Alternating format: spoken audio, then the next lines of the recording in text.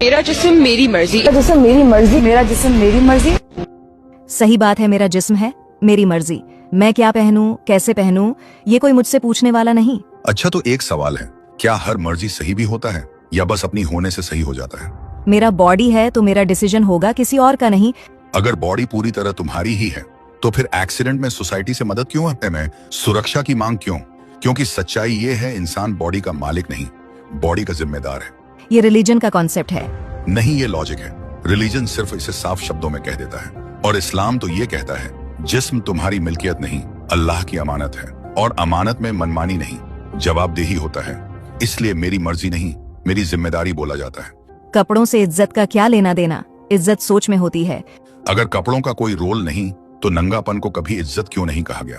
किसी भी कल्चर में, हर सभ्यता में ये मान्यता है, ढका हुआ को सम्मान और खुला हुआ को बेहयाई कहा जाता है।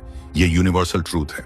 अगर तुम जैसों की नजर में पूरा जिस्म ढकना ऑपरेशन है, तो फिर हेलमेट पहनना भी ऑपरेशन, बुलेट प्रूफ जैकेट पहनना गुलामी है, सीट बेल्ट लगाना आजादी के खिलाफ है? नहीं।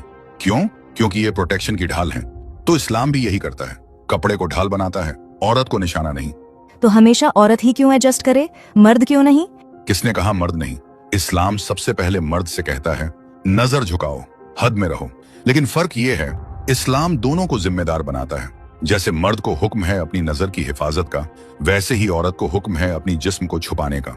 असल में मेरा जिस्म मेरी मर्जी ये नारा पैदा हुआ ऐसे समाज में जहां फैमिली टूट चुकी, बॉडी कमोडिटी बन चुकी। अब वही नारा फैमिली बेस्ड सोसाइटी में लाकर बोला जा रहा है, जिससे आगे का जनरेशन का हाल भी वैसा ही होगा जैसा उन लोगों का हो गया है। फैमिली सिस्टम खत्म, फादरलेस सोसाइटी। किसका फादर कौन मालूम ही नहीं। ये एम्पावरमेंट के खिलाफ है।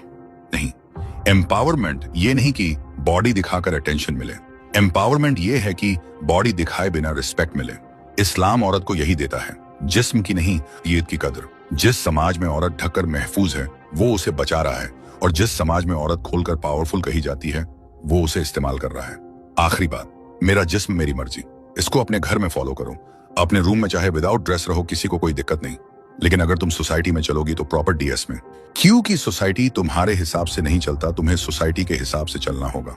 आखिर में एक सवाल है मेरा आप सबसे, कि कौन ज्यादा सही है, वो जो औरत को प्रॉपर ड्रेस पहनने को बोले, या फिर वो जो औरत को आजादी के नाम पर उसके को लोगों के सामने जाहिर करने को बोले? लॉजिकली बताओ कौन सही है?